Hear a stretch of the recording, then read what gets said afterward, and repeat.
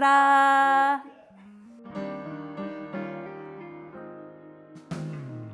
Okay, so interestingly enough, the first conversation I had with one of the homeowners was about Chambers ranges, because the one that lives in California has a Chambers range, I think, but was at the very least familiar with them.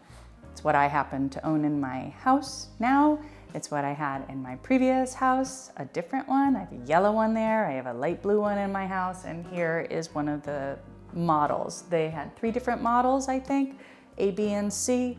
This one has a low back. The one that I have has a higher back with a light under here, but the functions are essentially the same. It's an all cast iron interior, and the motto in the 40s was cooks with the gas off because of rationing. That was a really great selling point, is it's cast iron, you heat it up, you turn the gas off, you're not paying for the gas, but your oven is still cooking. It is still maintaining that heat temperature. If you do have one of these, it is not going to be something you're going to probably be able to install unless you have a safety valve installed.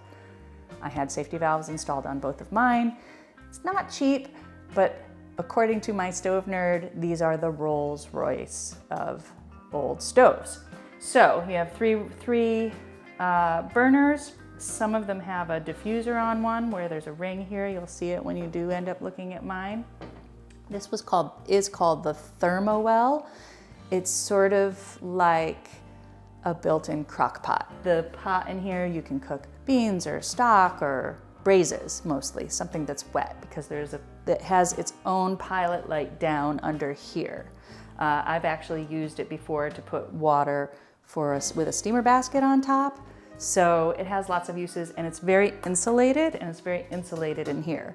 You can go to the internet and you can find some of their cookbooks, original cookbooks, which I've sort of used as reference for how long to turn the well on in order to maintain. There's no thermostat or anything, so you're like blasting the heat and turning it on, off, and then using the residual heat to cook.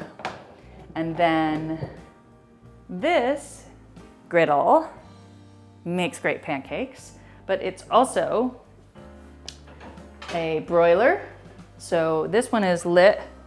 It goes and then you can, we used to broil a lot more food. There was like this sort of 40s, 50s, maybe even 60s thing where you'd see like broiled fish with butter and breadcrumbs. This would be the place for that. And broiled steaks, like top heat.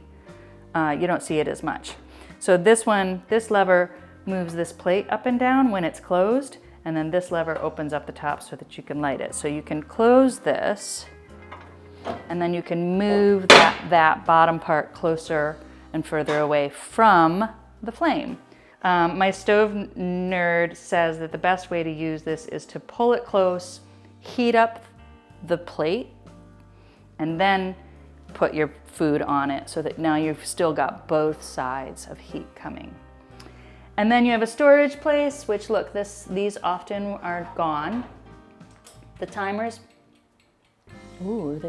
usually don't work. That's pretty nice. My timer doesn't work.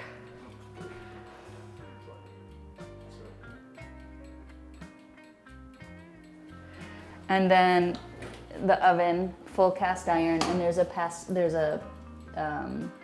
pilot light down there. And that's really where you want to get, it's nice and heavy. And then the access to most of the guts are under here, this is where they would install the safety valve. You can have them re-enameled. This one doesn't have any chips in the enamel, but when there are chips in the enamel, you can have them re-enameled. I've seen them in red, pale, that beautiful like pistachio kind of green. My mother calls it Martha Stewart green, or some people call it institutional green. Pale yellow, I have a butter yellow one. I have a light blue one, personally.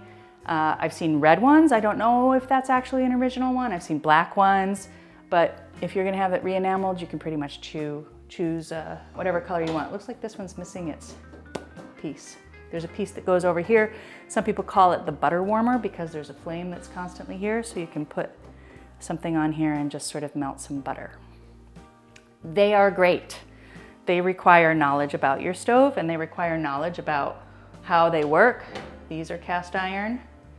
these come off. This is where they're pretty, you know, it's really basic mechanisms. The gas comes in through here, and this through here, in through these little holes, and then this connects you to the flame.